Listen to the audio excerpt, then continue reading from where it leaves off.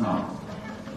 And it's certainly not because of this remarkable gentleman sitting to my left, but mostly because I'm worried about two guys on the stage are going to impart wisdom and jnana to a room full of powerful women who are incredibly talented and accomplished, so I think our work is cut out to each other. Of course, Mr. Annamalai has a fantastic ability to charm and disarm in interviews. So I'm not too worried about him as much because he just give him a bunch of topics and he just keep talking at length. I've also got a set of questions from all of you, which I think organizers have curated. I've been instructed to read them in the end, but since I have the mic, I'm going to intersperse them through the course of the conversation because 90% of the questions overlap with my own questions. So thank you for sharing your questions thoughtfully. So maybe we kick off with a little bit of your personal choices that you made. I think the facts are very clear in terms of PSC technology and IIM Lucknow and IPS and so on and so forth. But I'm imagining you in IIM Lucknow, there's a group of very talented classmates of yours, very erudite professors of yours, and you chose to go into the IPS. What was the thought process? How did you navigate the placement process? How did you give up potentially lucrative private sector opportunities and want to get into public service at that relatively young age? Thank you, sir. Thank you for having me. Thank you to the president of FICCI Flow, Madam Divya Abhishek, and to all the past presidents, past chairmen, and a group of very young, wonderful, dynamic. Probably if India has to be a 55-47, which our former chief economic advisor, Karthik Subramaniam ji, mentions in his recent book, India at 100. India has got all the potential to be a $55 trillion economy. If it happens, then he says it will happen only because of our sisters and mothers who are sitting inside. Conservatively, we say we might go to 37 trillion, 40 trillion, 42 trillion, but he gives slightly a spin to it. He says if the participation of women in the labor force, if more of our mothers and sisters get into top roles, if a lot of companies bring empathy into their decision making and good solid leadership starts driving companies forward, he says $55 trillion is possible. So that group of champions are here. It's a great privilege to be here. And before I answer your question, sir, when I entered, I spoke to a couple of our mothers and sisters who were there. I said, I'm very sorry. I think I'm on time today.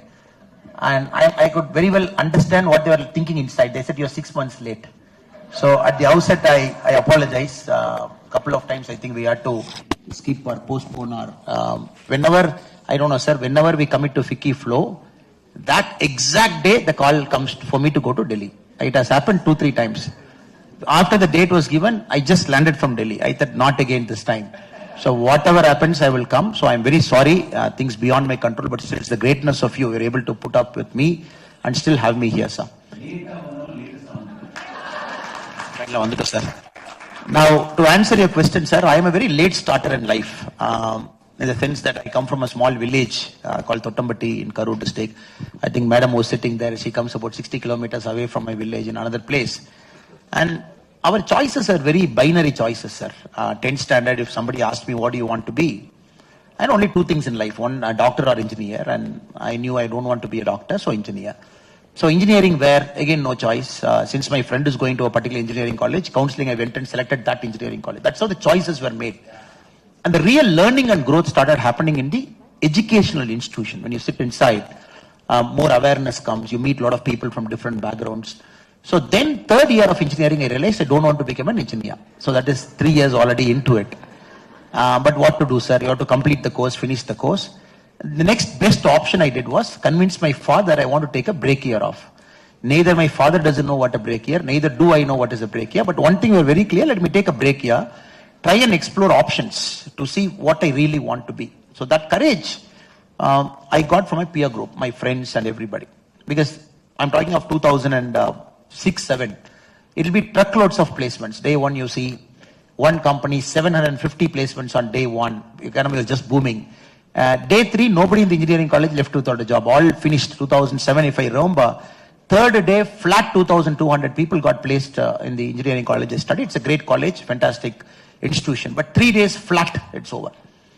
But somehow I felt instead of just going to the placement office, my resume goes to the first company that is coming to the campus. I randomly going to the first company, random some interview, and then getting a job, I thought I'll take a year. So that year is the most important year of me, sir, whatever, as a person, if I can comment. I forced myself to do a lot of uncomfortable things. In the sense, I didn't go to my house because I didn't want to make my parents feel uncomfortable. Again, a village, you know, the talk in the village is always, oh, this person's son studied, he didn't get a job, and looks like he's useless, looks like the family is useless. So I avoided going to my village for 1 full year. In fact, 1.5 years. I took a lot of time to travel, meet people. I got a job, first job was a 6,000 rupee a job managing a reception of a coaching institute. I have to be there at 6 p.m., be there till 11 p.m. So fantastic. I learned so much about human psychology, meeting people, closing the office and walking out at 11. Then I started conducting small classes for people who are preparing for CAT. Then I felt I have to do an MBA. It was just a lead to another one, sir. I could say that a bit of clarity when I went to Lucknow, but it was a shock of my life. A person from the southern part of India, very conservative, landing in Lucknow day one, just going there, coming out of airport, Hindi trying to negotiate, 200, he says 2,000, then 250, he says, 50 rupees less, 2,900. So managing that and going to the campus. So everything was a learning, sir. Beautiful learning for me in Uttar Pradesh. 2 years of beautiful time, challenging, navigating. So that opened up my life. Summer, I came and worked for Mr. Vijaykanth of DMDK party. Yeah, so he started something fresh. He wanted to bring some change. 2006, 2009 Lok Sabha elections. I was the first, that batch of IIMs to come and intern with the political party. So after my internship, one thing became clear to me, politics is not for me. Especially Tamil Nadu politics is not for me. And seeing politics from inside, and Vijaykanth being such a great person, a very charismatic leader. Then again I went back.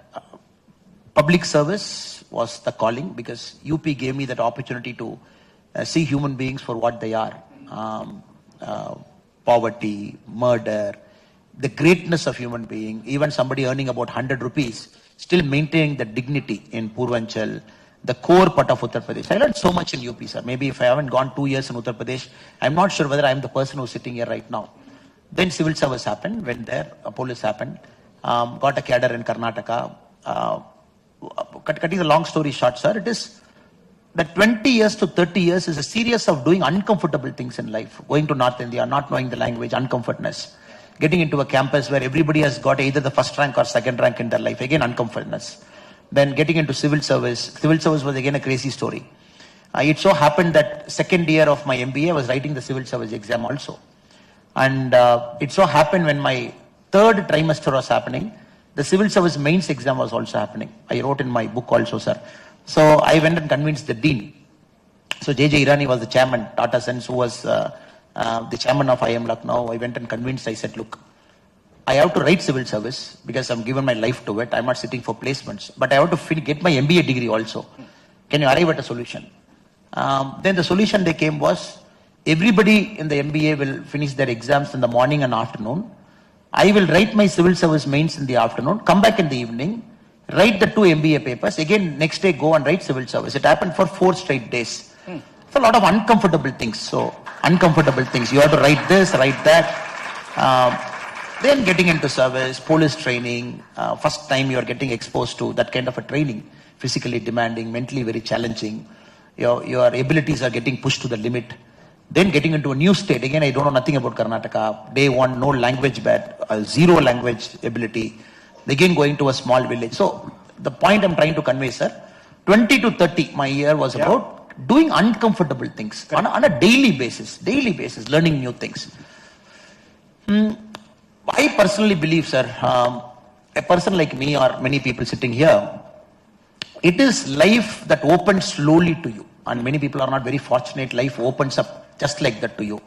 And life has got this great mystery, like a small flower petal. It just opens up smallly, the mysteries of life. And for me, the mysteries of life was very deep down in policing. Every murder was a mystery of life. Yeah.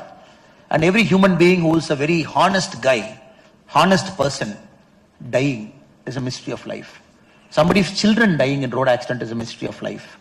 And some young girl, again I wrote very extensively in my book, sir, that a 10th standard girl getting raped and killed on an evening day is again a mystery of life. Me being there in the funeral and the mother talking to me that I don't care, you get the accused, you bring them, I don't really care about what you do, but I want my child back, just bring my child back. That was a mystery. And policing, what sir, 9 years, 10 years of policing, you see crimes at a very humane level. Yeah. And two ways you can approach a problem. One, keep a distance to it, just approach it professionally, do the job and get out. That is one way of doing it. But maybe I didn't belong to that category. My category was more into get involved, try and find why it happened. Why Akshadat, I'm not supposed to tell the name of a girl below 18 years. Why the 10th standard girl got raped and murdered on that particular day. Is it circumstantial? Is it by life? Is it because life was not fair to girl? How criminals were born, criminals were made? Is society making a criminal? Is a criminal born? So this kind of things. That rumbling was happening for about 2-3 years, 2017-18. Then Kailash Mansarovar Yatra happened in 2018. So I just came, wanted to do something, NGO, politics, bring change. So from IIM Lucknow, the process of finding which is a better way to serve a fellow human being was a process. Got it. And when many people ask me, what do you want to be? I don't have a straightforward answer, sir. When somebody asked me at 12th also, I never knew. Because for me, I never saw life to just say, I want to be this. And with all humility, unless you see life, how can you say, I want to be this? That's correct. And for me, that process took a long time. Maybe for other person, it just happened at 19, 20. For me, it happened at 30. Slowly seeing and seeing and seeing. So it's a great privilege of life, sir. Life is very kind enough for you to see a lot of things which you shouldn't have seen, and to take a lot of things personally which you shouldn't have taken it personally. Yeah. So my leadership, I'm very sorry, but my photo, you have put it so big. And my leadership, the transformative leadership, the topic that today I think you are trying to probe more, for me is all about approaching life with all humility, with a sense of open-mindedness, just allowing life to take where it wants to take you. In the process, trying to understand that you are part of a larger cosmic force. And in the process, trying your best to balance that karma in whatever decisions you make. Yeah. Of course, we will talk more with further questions, sir. Sorry, I took a long time to answer. No, this is very helpful foundation to lay on some of the choices you've made. From what I am taking away, one, I think, important lesson for all of us is, get the foundation strong. And the foundation is mostly when you step out of your comfort zone. And some of your discomfort was self-imposed, but some also circumstantial. The situation forced you, like in Uttar Pradesh and so forth, to step out of your comfort zone. That's quite important. Of course, he refers to all of us, all of you, as mothers and sisters. For me, I would add daughters as well. He's still too young for that generation. So mothers, sisters, daughters have to contribute quite substantially. And so that's an important lesson for our daughters, I feel. Step out of your comfort zone. Make sure that you're exposing yourselves to things that make you quite unnerving, if you will, so that your character shapes up early on. And in a sense, that's the basis of where transformation begins. So then you cut over from public service to public life. And that was that Mansarovar trip where, based on deep reflection, you've now entered public life. It's been 4 or 5 years now. As you look back, what would you characterize as the biggest challenge you have faced? So at a personal level. Professionally, yes, I'm sure there are many. Of course, I'm coming. Yes, sir. Now, for me, I am a person who's bravely talking about systemic change by being part of a party that is founded in 1980. Normally, who talks about systemic change? A person in a startup, you talk about systemic change. You want to do a business process re-engineering, BPR, and then you want to change. That is a normal way of looking at politics. But I think I'm humble enough and bold enough, along with our team, to say a systemic change is the only solution to a politics that will actually serve us better. This is my number one challenge, sir. In the state of Tamil Nadu, it is an extra challenge when compared to the rest of the country. It is an extra challenge that you want to bring a systemic change here.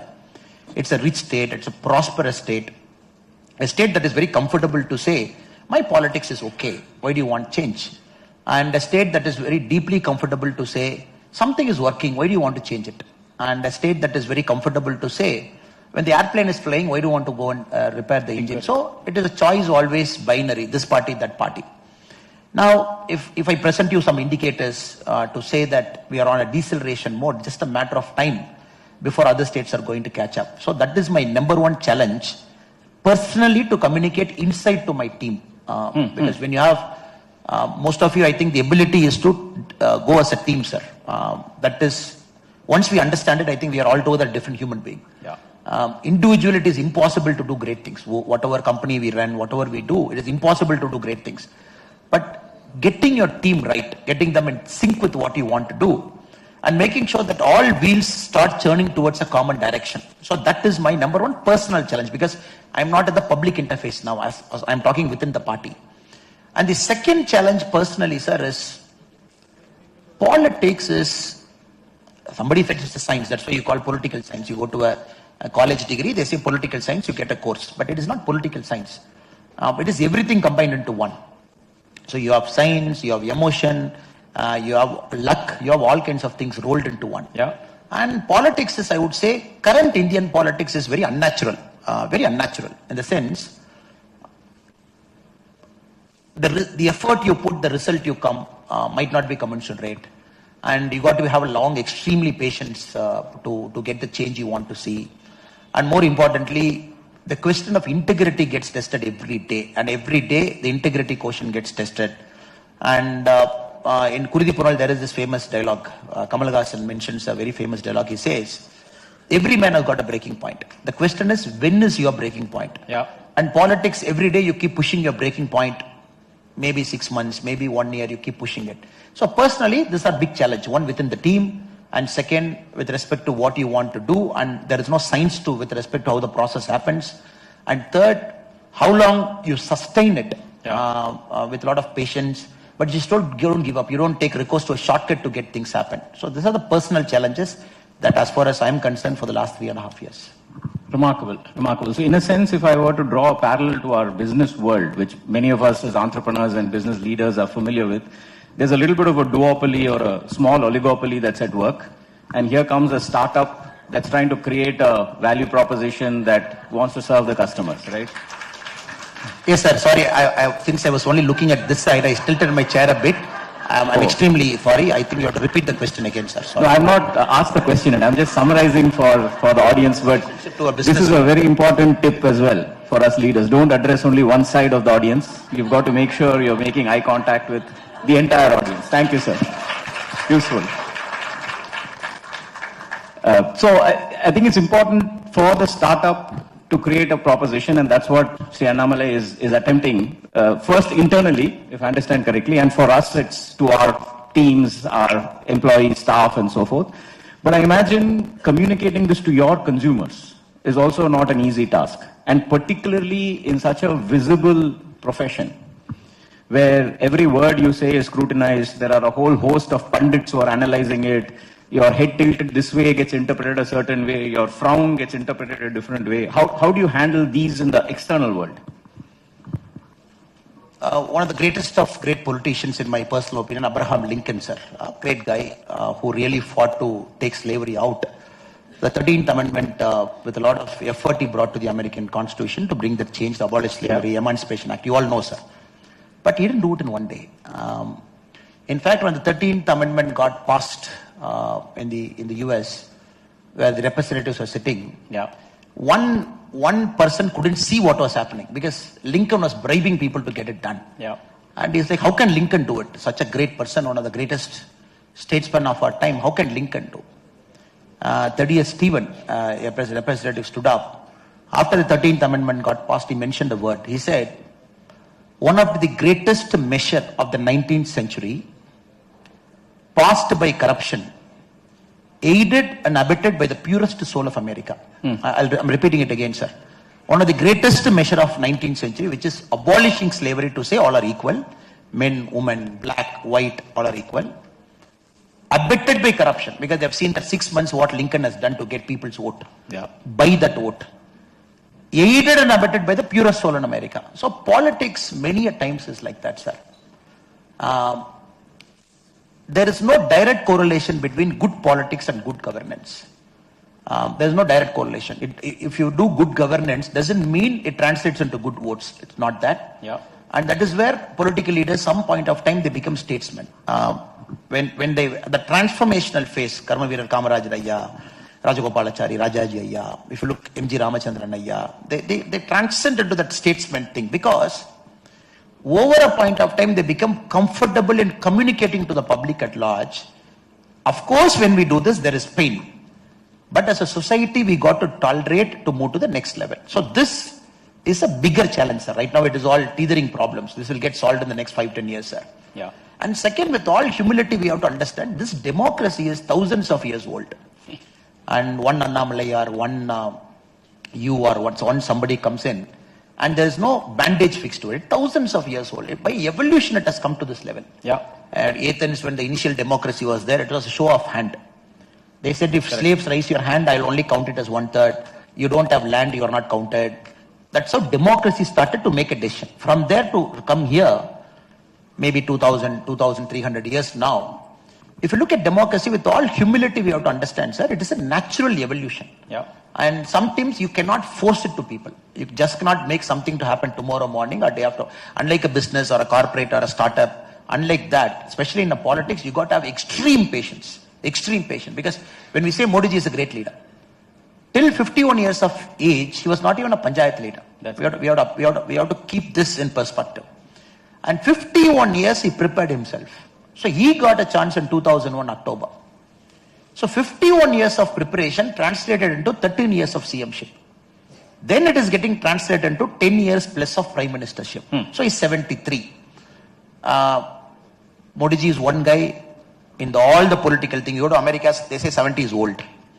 There's two competition between two people, 83 and 79, to say who is more older. Yeah. And suddenly they say you are younger, I am older. So here, if you look at one Indian politician who connects so much with the youngsters, it is Modi ji. That is always ahead of trend. What I'm trying to say, sir, you got to be very patient with the democracy. Many a times you get frustrated that you're not able to communicate and either you are wrong or somebody is wrong. And the easiest thing for a politician is to put the blame conveniently on the public to say, you don't deserve good leaders. Yeah. And we have tried our best. Since you don't deserve bye-bye, I'm going to go and do some other work. So this in an Indian democracy is not the right approach.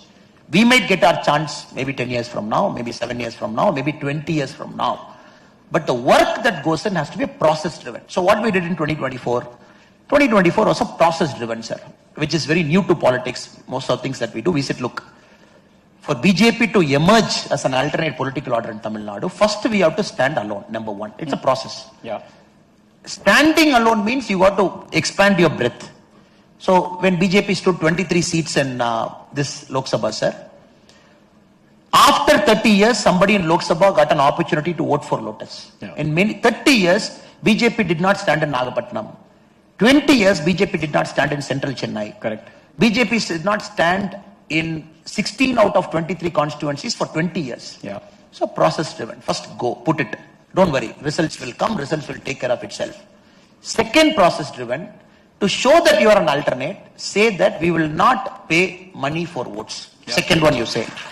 And again, don't worry about results. Results will invariably take care of itself. And don't worry about results. So this convincing is a problem. Because you have to convince. Because many a time in the battle, sir, the first guy who goes into a battle knows fully well he will get killed first. Correct. Because the elephant guy comes last. The horse guy comes before him. But it is that foot guy who marches with just a sword in hand and a spear in hand to say who's that. And this guy knows 80% is going to get killed. Correct. Because the spears are coming, the arrows are coming. And right now BJP Tamil Nadu is like that force which is traveling in the front. You got to take a lot of Brent. And for that, the mindset of a leader has to be different. Yeah. Because you are going to take the Brent, an ecosystem, 70 years, you are going, attack, personal attacks, all these things, navigating through it, sailing through it. Yeah. Then the next guy gets easier. But the question is how long the front guy will stand. So, sorry, I'm taking a long time again to answer each of the question.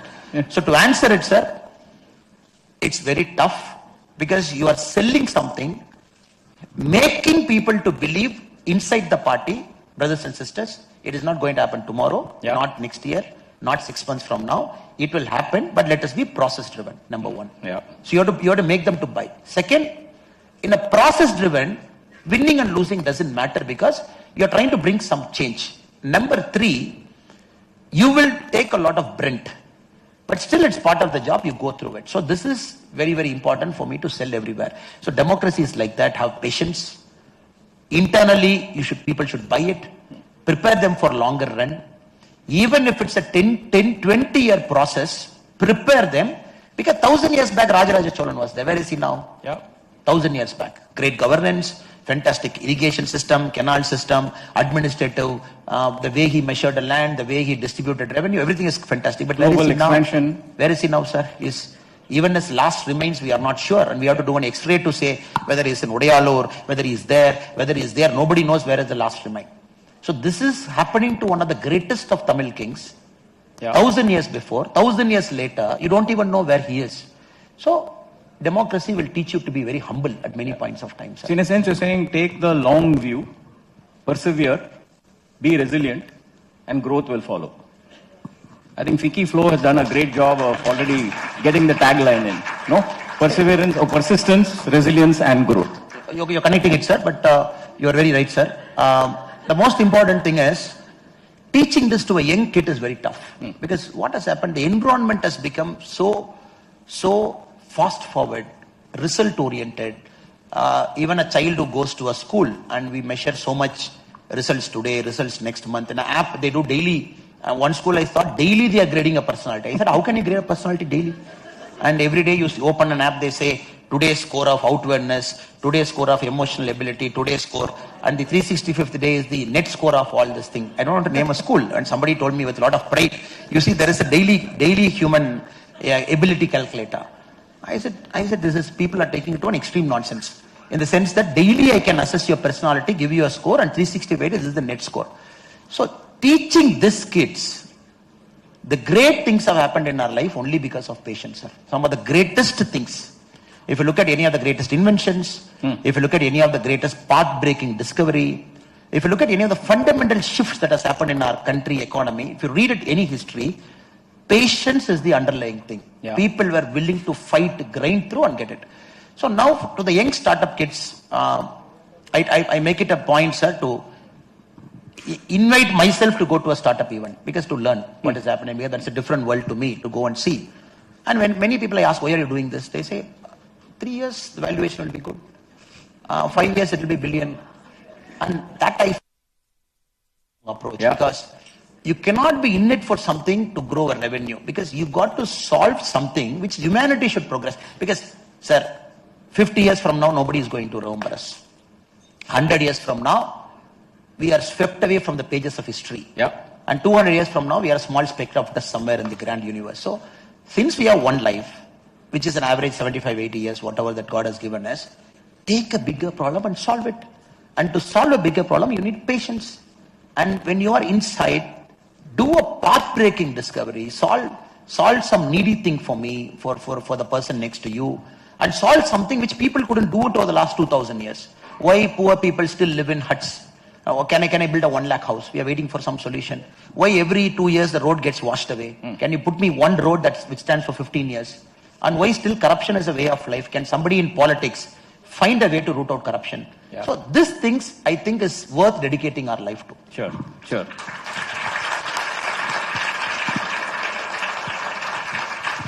So at least what I'm taking away is Nishpala Karma matters. Don't worry about the fruit. Do your duty. Be process or input oriented. Don't worry about outcomes, they will follow. And persevere and persist in the grand purpose that you've chosen for yourself. I think very, very apt and pertinent for the start of a transformation. Of course, you're still relatively young and you have a long road ahead. Tell us a little bit about how you manage your time, because from whatever I've picked up in your public interactions and private interactions I've had a chance to be in, you're exceptionally well read. And you're able to quote from Abraham Lincoln to Rajaji to Tirukkural. So there's a wide range of reading that you get done. Yet it also feels like you have a very hectic schedule. You're in Delhi, you're landing, you're going to a meeting upstairs, you're coming down, you're very eloquently talking about a range of perspectives. And I just discovered you've also written a book in the middle of all this. So how do you manage time? How do you get stuff done? Because that's something for all of us is one of the scarcest resource, lack of time. Yet you seem to manage that very well. What is the secret here? I still believe I have to do a better job at managing my time, sir, honestly. Because politics, what happens, sir, many of the events are very interconnected events. One leads to other, one leads to other. And this is a place where you can't show your face. You go to a first event, you can't see your watch in front of a public. You see your watch, you're finished. And somebody is sitting in front of you. I think you have to see your watch. There's no other option, and you have to have a stop clock and say, I'm doing this. So for me and for us, most of the politicians, sir, when people want to take that extra 10 minutes time also, you got to be there because people want to communicate something. Yeah. And you take that extra time to convince them. And 10 minutes late. When you go to the final event, many a times it is almost 1 hour, 1.5 hours late. And many a time when I go to marriages, some busy muhurtams, you start at 6 o'clock in the morning. By the time you go to the last marriage, in one room the groom will be sleeping, one room the bride will be sleeping. It will be 12:30 and the party fellows will be waiting. Sir, we are waiting for you from 8 o'clock. I'm sorry. And we go and request, sir, can we meet them or can you call one of them? We will say. And many times you have got to that kind of embarrassing situations also. So honestly, to admit, sir, we have to still do a good job at managing our time. But having said it, time management, I think it defines who you are as a human being, sir. I always believe a busy man always finds time. And they're very methodical, they're very well prepared, and they just don't hand their time just like that. And in politics, it is not possible to implement it strictly. Yeah. But I think in many of the business houses, you have a very thorough, well-researched proposal, somebody controlling your time, and somebody thinking that your time is a very precious commodity that is worth all your effort, and preparing well for a meeting, you going in. So this Narendra Modi ji, and he is one guy, I think he is a master, sir. If you look at the world politics, they can say great things about Modi ji, but one of the greatest things about Modi ji is his pure time management. So he is very particular about time, and he invariably makes it up despite his thing. Is rarely late, very almost on dot, sir. Only the last part of the day might be plus 5 minutes, 7 minutes here and there. And that is a great quality, because one thing from Modi ji, what we all can learn, he has got a fantastic team. You are as good as your team. Yeah. And many a time we think it is that we do it, and his team is phenomenal team. He has assembled over multiple years, and some of his team members follow him from Gujarat, and some of his teams are handpicked, some of the teams rotate, and they are very clear. You seek 5 minutes, they are very clear. Why do you want 5 minutes? And what do you want to speak in 5 minutes? And what is the expectation for you out of Modi ji's 5 minutes? And what is the key outcome that you want from him? So it's very well prepared when you go into a meeting. And that is one thing which I've learned from Modi ji as a person. His team is so thorough, so resourceful.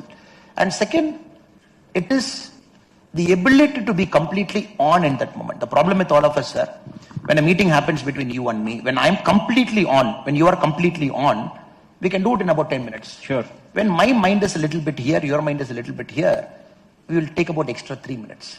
So current generation, we drag ourselves from one meeting to other because we have a lot of distractions, cell phone, this Twitter, Instagram, Facebook, somebody scolding you, brand management, company problem. So what happened? None of us are fully present in the meeting. So this, I think, is a bigger problem in time management, sir. When you completely have the ability to switch off, switch on, be there at that moment, give that person complete time, I think your time management gets better. One is your team, one is your constant presence there. And third is a constant evaluation every week. How did the previous week go? And where did you lose time? Where did you gain time? What you could have done better?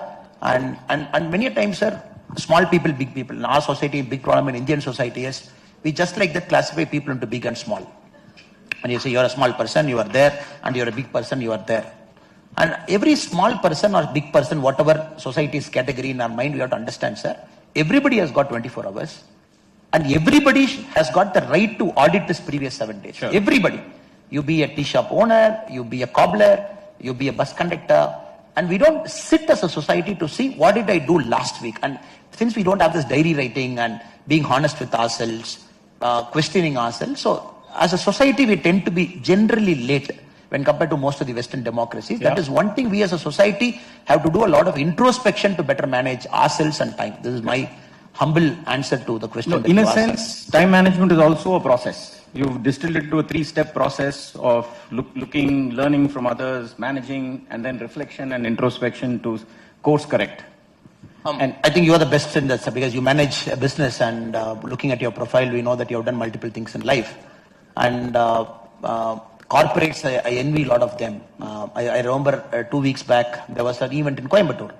Tata Sons chairman Chandrasekharan ji was there. And it's a book release function of a very evident doctor from Coimbatore. So when I was speaking, I mentioned, oh, it's a great thing that you're able to bring Tata Sons chairman to Coimbatore. And normally their calendars are blocked 6 months, 1 year in advance. And it's a great thing that has happened because it doesn't come to a private function. It has come to a private function today. And I could really appreciate he coming on exact time. He wants to leave at a certain time, by which the whole organization is in a hurry. He will leave at 7 o'clock. Please finish, please finish. Everybody coming and telling behind our ears, please speak fast. So this lesson I learned that day, sir. Yeah. When somebody consistently maintains a standard to their time, the society and the organization will get adjusted to that person. To that, correct. Correct. On that note, my job got infinitely more difficult because FICCI flow is exceptional at time management. I have been instructed to wrap up by 6:22 in the minute-by-minute run sheet that was sent to me before the meeting. 6:22 to 6:25, we are supposed to give mementos to each of us and then pose for photographs and leave. So they understand the basic trick in politics. When you don't have a direct answer, give a long winding answer. So naturally. So Divya, please let us know at what time we should stop. Throw something at us because we can keep chatting, as you know, for a while here. Let me switch gears, sir, since we are sitting amongst accomplished women. Here's one question that one of our mothers, sisters, or daughters, as the case might be, has shared. What is your vision to empower more women at a grassroots level to drive economic development for the state or the country? I'm sure you've met a lot along the way. So how do you think about how we can really unlock a lot of latent talent and potential that today we're not using as a country? So I just prepared some data before coming here. I found women comprise 22% of the total entrepreneurs in our country, which works out to be 15.7 million. 10% of all former enterprises are owned by women, 10% only. 2017, 10% of startups were owned by women. Now it has increased to 18% in 2023 startup registration. 14% of unicorns, we have 114 unicorns, have only 14% have one woman founder among the founders. Great thing about Tamil Nadu, 49% of startups have at least one woman founder. So this is our state is a leading indicator for many of the states. And we were very surprised when we were doing a data auditing for the Mudra loan that was disbursed. Tamil Nadu is #1 state in the country which gets more Mudra loans. 72% of our Mudra loans have gone into women-run businesses. We are #1 in the country. Yeah. 72% of Mudra loans dispersed in Tamil Nadu. Mudra is small, medium, micro enterprise. Correct. It is run by women. So during last year, we took a yatra, sir. I couldn't believe this data. I thought either there's something wrong with the data because I'm not visibly seeing women entrepreneurs, women leaders, visibly seeing there. I mean, a male-dominated world, we are only traveling between meetings where a lot of male you see in positions of influence. Yeah. So last year we took a yatra, sir, Enman Enmakal Yatra. When we traveled in all the 234 constituencies of Tamil Nadu, we made it a habit, a religious habit to invite all our mothers, sisters and daughters. Either they run a NGOs, in one constituency will be NGO meeting, one constituency will be a founders meeting, one constituency will be a women labor force meeting, one constituency will be a 100-day employment meeting. I was very surprised the quality and the quantity of micro women entrepreneurs in Tamil Nadu. Very surprised. For example, you go to Sivakasi, Kovilpatti, sir. Lot of businesses, this Kadalamittai GI tag, they run it. Again, you shift to Manaparai, the Murukku, all the women micro entrepreneurs run it, which is not coming in a paper, which is not visible outside, but everywhere they run it. Then I understood, okay, this is where the bulk of the Mudra loans are going. Correct. People make puppet, appalam thing. Hundreds of women, they run a company, they have a brand, they build it. And Modi ji in one of the Man Ki Baat said, Government of India, it buys all its products from a portal that Government of India runs. Correct. And Modi ji said, look, my office flask, this is the flask which Modi ji drinks in his table. It was supplied by a woman-run business firm from Dindigul, Tamil Nadu. So he tried to promote, people are doing quality work, just don't look at big things. Correct. There are a lot of micro things happening, which I could feel it during the yatra, sir. But somehow, taking them to the next level is a big challenge. Yeah. People are there, and for comparatively in our society, sir, a woman does multiple things. And that is why wherever women run corporations, I see a significant potential that they are doing much better than male-run corporations. Many places I observe myself because the quantity of corporate fraud is very less. Yeah. I don't have the research paper now, but it's a fact. The corporate frauds happen less in a woman-run organization, and the quality of innovation is slightly better in woman-run corporation. Correct. The empathy factor is more, meaning that productivity level is slightly up in a woman-run corporation. But the problem, sir, is the society has to free the traditional notion of woman. That is very important in our society. In Scandinavian countries, you go, sir, till 7 years, the parents have to take care of the child. And 7th year, you admit them to a school. And the father is given a leave, mother is given a leave, both gets paternity, maternity leave, and they do it as a sharing business. Yeah. But in our case, the traditional notion is that, okay, this is a woman does this job, this is a male does job, and let them do this, let them do that. So what happens, sir? For a woman to come out of the formal economy, raise a child, bear a child, 4 or 5 years grow the child, then again a gap of after about 8-9 years going back into the formal economy is the biggest problem in our country we are seeing, which Madam Divya Abhishek mentioned it, one of her things that she wants to do that. This, as a society, we got to solve this problem, sir. It's a pertinent problem.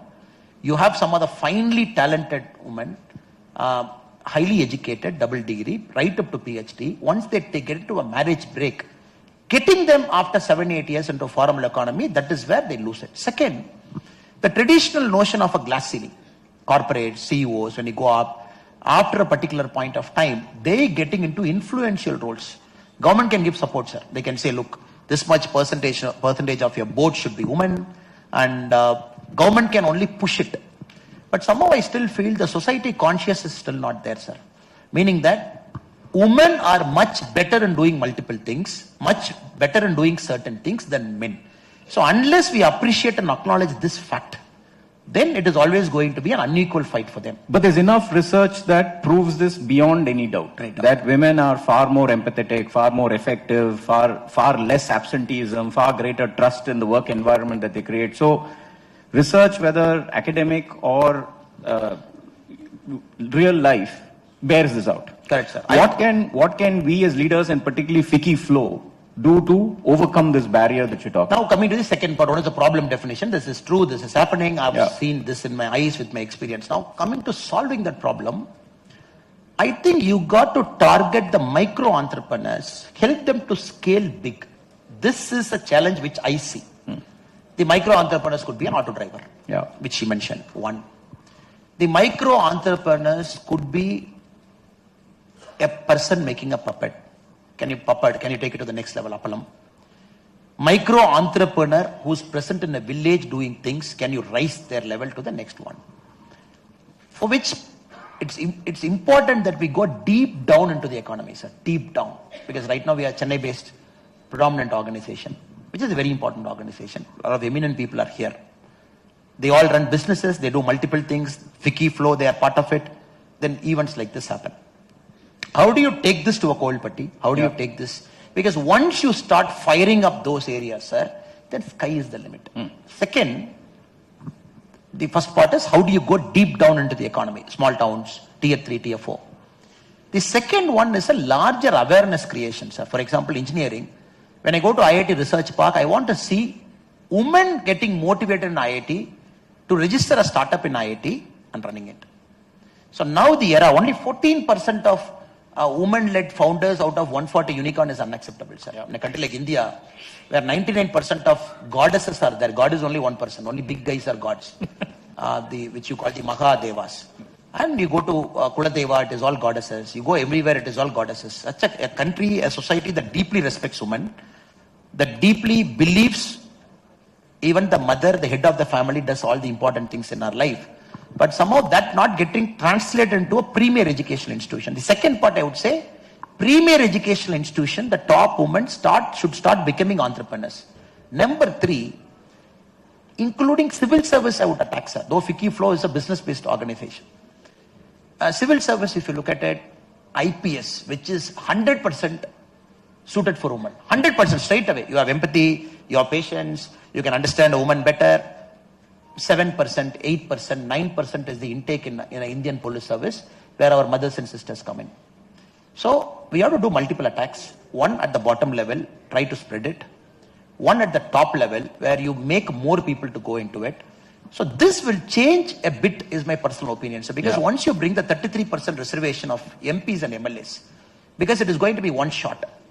The way our country has to do, where our country might do is, 33% reservation has to be a forced mechanism.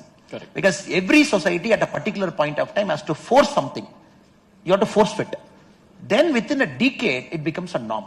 So society has to force fit. Now 33%, what happens is, once you make MPs and MLAs there, right now, the political structure is not good enough to have 33% representatives inside. Then political parties have to change. Correct. Because where will I have 33% quality women? Now straight away they have to be district. For example, BJP Tamil Nadu, one thing to answer, sir. We are the only party in Tamil Nadu which has got woman president of a district. I'm not saying women's wing. I'm saying combinedly woman president, which will have a women's wing also. So after I took over, in a meeting I said, look, it's time that our woman force should lead us in politics. And there's no point bringing somebody as a top. You bring somebody as vice president, somebody as secretary. That is one way of solving a problem. But the permanent way is you got to bring women folks at the mandal level, at the district level. Correct. Then everybody said, oh, sir, how is it possible? It's a male job. Till 11 o'clock we are there. How will they feel safe? How will women work till 1 o'clock in politics? Traveling 200 kilometers a day and all. Then I said, nothing doing. We are going to experiment. So 2 districts we will take. 2 districts we will appoint women as the district president of the party. Tamil Nadu, we are the only party. Ours is the only 2 districts in Tamil Nadu which has got a woman president. Every other political party, every single leader at the district level is male. Yeah. Which we have to understand in perspective. Then when this was happening, a lot of rumblings inside. Not cooperation, not respecting them. Saying that, oh, you are a woman, so state president gave you this job. You are not eligible to come. I will not respect you. What traditionally happens many places. Yeah. So there was a meeting happening in one of our women president's constituency, district. And I was in the stage talking like this, and it's a 6-feet stage. And one drunk person caught hold of my waistie. When I was speaking, he was pulling my waistie down. And the mic was in my hand, lot of crowd, he was pulling my waistie. I don't know for what reason he wants to pull my waistie. Just pulling. I am like in one hand, my waistie I am pulling. In one hand, mic I am speaking. This happened about 2 years back. My president was next to me. She saw this. She turned down. She got down a bit. I thought probably she is also trying to make this hand go away. One slap she gave. Patar she gave. I could hear it there. Like top. It was like, that sound was like, when he hit somebody deep, that shot he gave. I could immediately see not that person's face. I felt so happy as a cop. I saw all the male faces. Then like everybody took one step back. One Pattar is like, take this fellow out. Anna, calmly she was standing. That was the last day she had any trouble in that party, in that district. Last day. So sometimes what happened, sir? Many a time the society doesn't allow them to truly expose themselves as a person. So that day, she is one of our finest district president. This, she controls like this. She got a confidence in front of so many people because for her it was like a Hanuman moment. Because the society for a long time says you can't do this, you can do this, and for her she got that confidence I can do. I hope and pray that all of our mothers and sisters and daughters will truly get that Hanuman moment. And it is that one moment they have to get it. And once they get it, sky is the limit, sir. And in a sense, we have to create those zones of discomfort, if you will. That Hanuman moment. If we're able to create, then, automatically they will show their talent and they will realize it, more importantly. It will happen, sir. You are right. And, the last answer I was explaining this 33% reservation. That I think is going to be a fundamental game-changing process. Because you are going to straight away put women in policy making. Yeah. Sir, it will be 33% plus only. It is not going to be 33%. 33% minimum. Then it might touch 40. Right now, the best of the world parliaments are at 13%. Yeah. And India, in a decade from now, we are going to leapfrog multiple democracies to get into 33 to 40% range straight away. The best of democracies are 13%. America from 1776 is yet to get a woman president. Correct. Probably this time we are not sure whether it will happen, but we are waiting and watching. And that point of time, India will be the global woman powerhouse. Because this moment, which is not very widely celebrated. And one other day a person asked me, Anna, what is this, Anna? 33% they give it to women, Anna, what will we do? I am doing politics for 50 years, Anna. I said, hello brother, you sit. Now, how are we going to do it? Right now, the number of MP constituencies are 543. So nobody is going to make 1/3 of 543. The new census they will commission, that might probably say India should have 800, 850 MPs. In that 1/3 we get. So male, you are also getting more. Correct. From 543, you are getting 600. Correct. They get. Then good enough. Then I'll also go and tell others. So many a time it is also how you communicate, sir. Correct. In a society, in a masculine-oriented society, the communication is also masculine-oriented.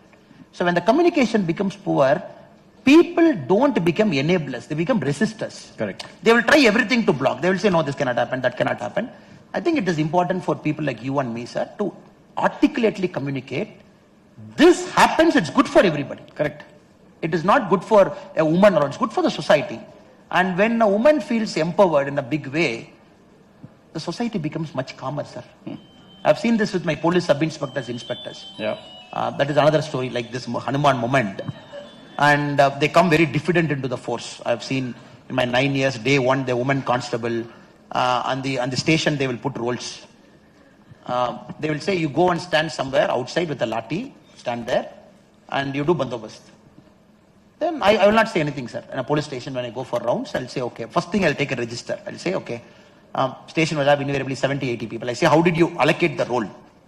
They'll say, sir, best brains are crime constable. Best guys are intelligence fellow. Best guys are station writer. Because that is where the money comes. The best guys are this, and finally the last 10 will be woman constable. They'll say, bandobast road, sir, bandobast point, sir, bandobast this thing and all. Then I'll watch, I'll keep quiet. Then next week, I'll not force anything. Next week I go, how did you do a role allocation? Every week I see the same happening. Then I slowly push.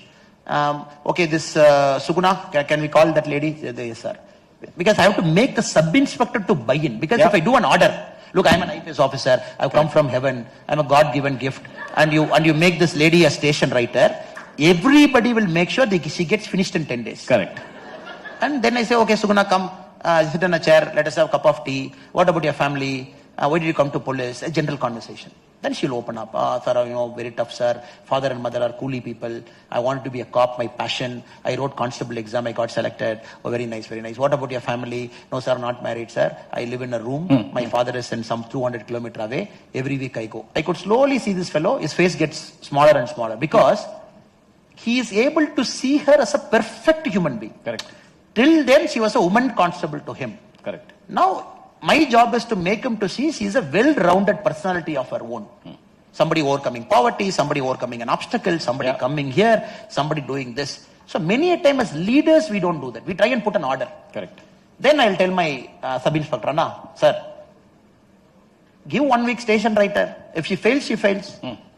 If she wins, then everybody will say, what a great judgment of talent by our sub-inspector. Correct. Then you will say, okay, sir, 1 week only, sir, 1 week. But see, if she makes mistake, then correcting this FIR online is a problem. It's okay, yeah, I'll take her as ASP. If she makes a mistake, we'll do it. So this, I purposely did it, sir. I purposely did it. In many places where I went, I purposely pushed these constables. I purposely pushed them deep inside to say, do this, do that, bring them. I found wherever my women constables, head constables, sub-inspectors are there, and wherever you are empowering them, sir, that station is better run. Yeah. It's run better. Yeah.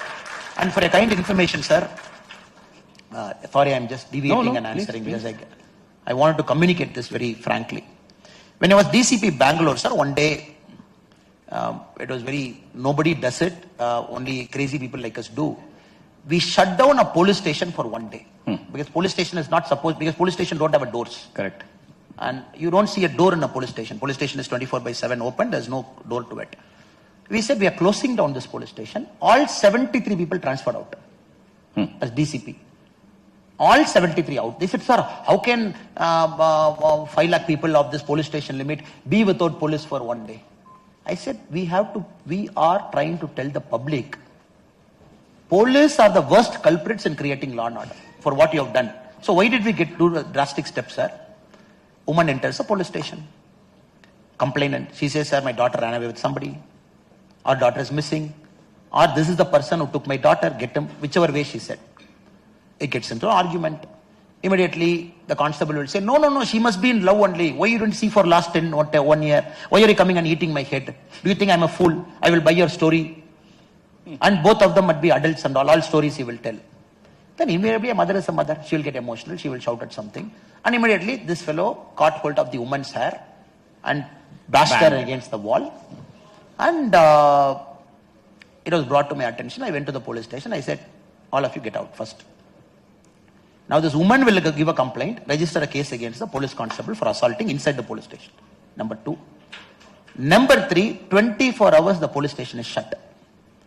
Whatever happens, I'll take responsibility as DCP. All of you are outside the station. The commissioner sir was kind enough to accept our request and post them to different parts of Bangalore. It sent shockwave. In Bangalore, nobody does it because anything happens, I am the first person who my head will go. Yeah. Some murder happens 1 hour from then. Something happened, they'll say, oh, this foolish IPS officer came. Correct. He transferred everything, nobody in the police station, and first remove his head. And sometimes as leaders, we have to send a very strong message. And that is very important. In our society, when we say, for example, the brutal rape and murder of a Kolkata PG doctor. Let us forget politics and agitation. Let us not get into that, sir. A doctor in a medical college, in an emergency, night 12 o'clock ordering food with her colleagues, having food, then probably studying something, sleeping there. If she gets assaulted in a workplace, then it's a reflection to our society of who we are as individuals. Yeah. And the person who did this heinous and the grave offenses, a so-called a part-time police volunteer who had an ID card, who were able to have access everywhere. Sir, I can tell you, sir, as a police officer, former police officer, for every 1 rape case that gets reported, I think at least 2-3 don't get reported. Yeah. In rural villages. They're like, it's shameful. Correct. Go there. Correct.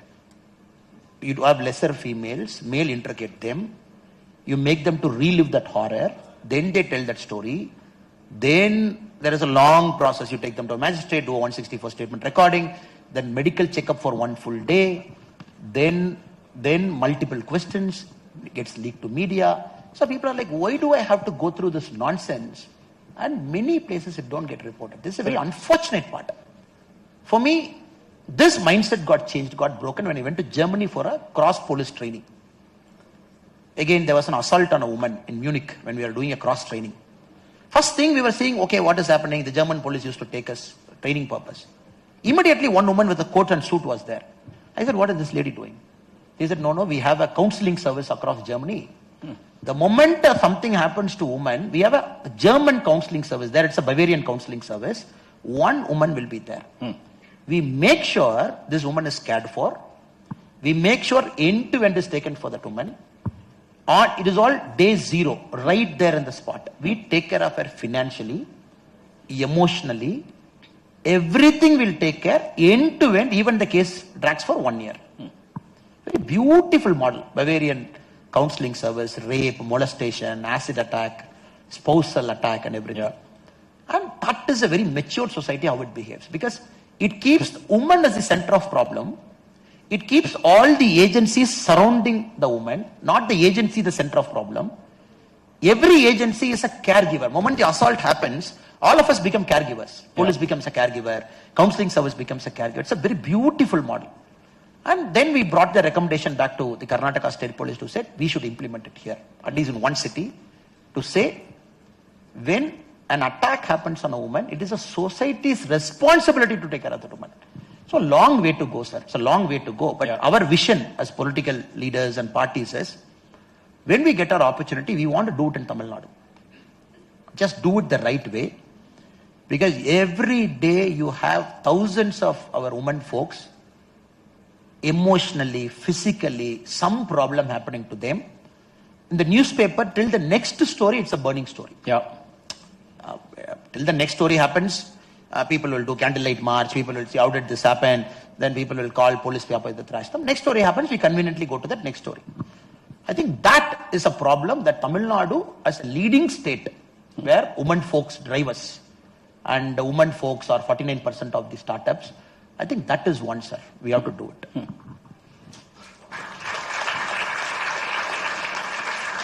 I guess seeing challenges up close and personal builds a certain amount of both resilience but also a vision. And certainly speaking for myself, I've been shielded from these harsh realities of life. Divya, how much more time do we have? We can keep going. Last question. We are on time. And I might get a whack. He's already said you can whack. So one final question, and then with your indulgence, I have a little bit of a rapid fire I'd like to close with. But Viksit Bharat, what is your dream for Bharat? So many a times when we say Viksit Bharat, Develop Bharat, immediately we say, oh, it is roads, infra, economy, $1 trillion, and I mentioned $55 trillion. But for me, it is not that, sir. For me, Viksit Bharat is not a money or a road or an airport or a port, no. Sir, for me, Viksit Bharat is all about a way of life that is peaceful, a way of life that is able to take the best of human potential, a way of life that is fair to everybody, fair to all regions, fair to all sexes, a way of life that makes sure India becomes a role model in multiple sectors to the world. Yeah. I'm using the word called way of life. A way of life means the way we treat a woman. That's a way of life. Viksit Bharat in 2047, how do you treat a woman? Yeah. We should not even have this artificial bias in our mind. Woman needs to be treated. Yeah. Because somebody told in the last 250 years, woman needs to be treated well. Keeping that as an argument, we say, can we find a better way to treat a woman? Yeah. So this logic itself is nonsense. Why should you treat a woman better? A woman is more important, equal, if not more important than a male. So that thinking, right from a school, college, everywhere should percolate. Again, a way of life means that you have a comfortable life. Human quality of air is very nice. Particulate matter is low. Every cities will have a green park. And the elders can go for a walk comfortably in the evening. Yeah. And businesses thrive. The quality of research that we do is fantastic. Again, way of life. And again, for me, a way of life is there is no differentiate between a rich guy and a poor guy in terms of health or in terms of education. Yeah. Because as a society, we have failed in two parts, sir. One is education and health, where a rich guy gets a superior quality of life, a poor guy gets a lesser superior quality. Again, make it equal. Make sure the things go up. For me, again, a way of life means right now the mode of transportation that you do, sir, a lot of stress, train, car, two-wheeler, plane, this thing. Have a very seamless integrated flow. Hyperloop, bullet trains, airports. So, end of the day, it is not money, sir. We having money will not make any sense. But what does that money indicate in 2047? Yeah.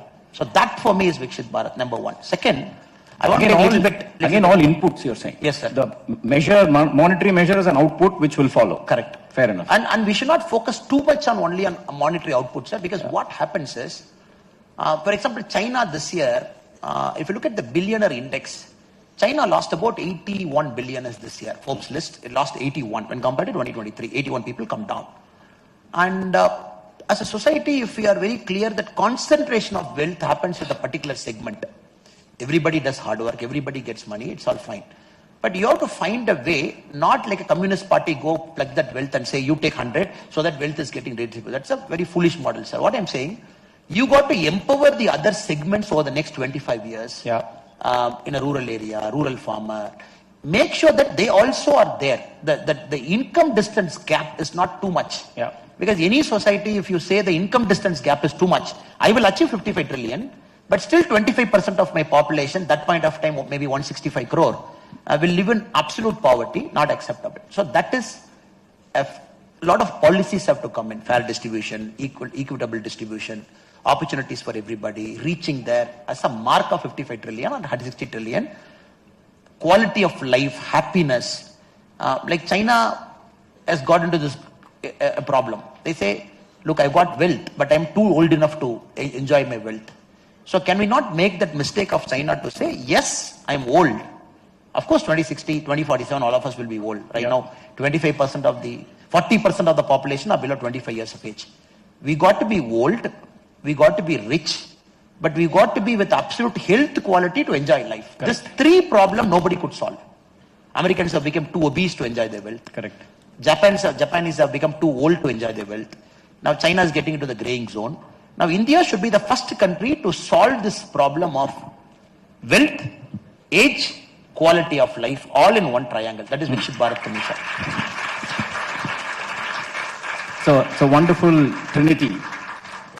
And if we are able to achieve that, that would genuinely be Viksit Bharat. That's a useful way to think about that impossible trilemma, if you will.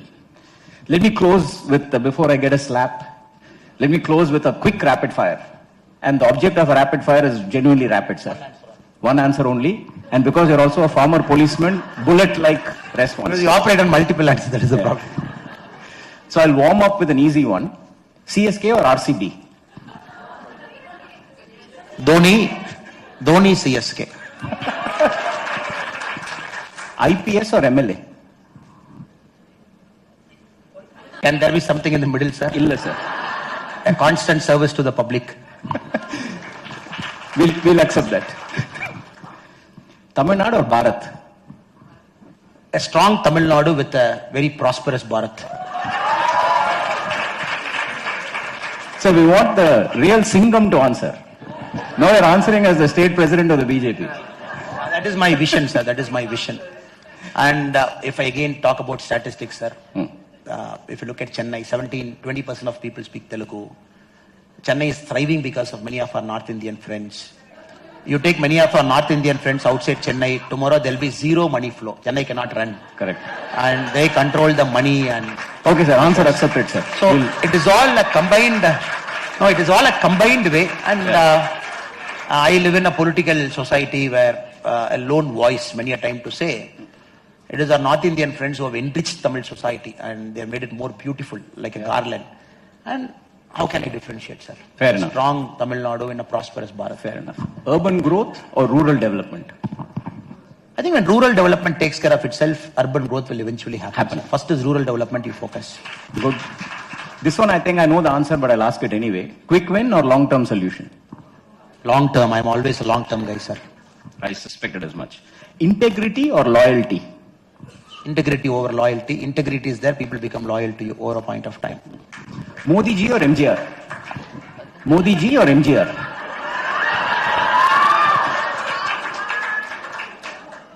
Who knows, sir? Modi ji is right. Modi ji is MGR and an avatar. Who knows, sir?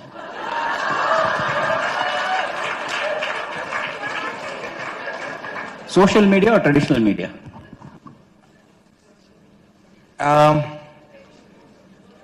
Social media done the right way, sir. Better reach with good information. Done the Fair right enough. way, not Fair enough. promoting, self-promoting, Fair getting anxiety, personality disorder. Morning you see, nowadays you got to eat 3 tablets before you switch on your social media. So your BP doesn't shoot up. One last one to close this evening. Since you're a man of deep personal conviction or public opinion? Personal conviction always, sir. Jai Hind. Keep it. Jai Hind. You gave marks for this? No. All done? All done. Okay, thank you.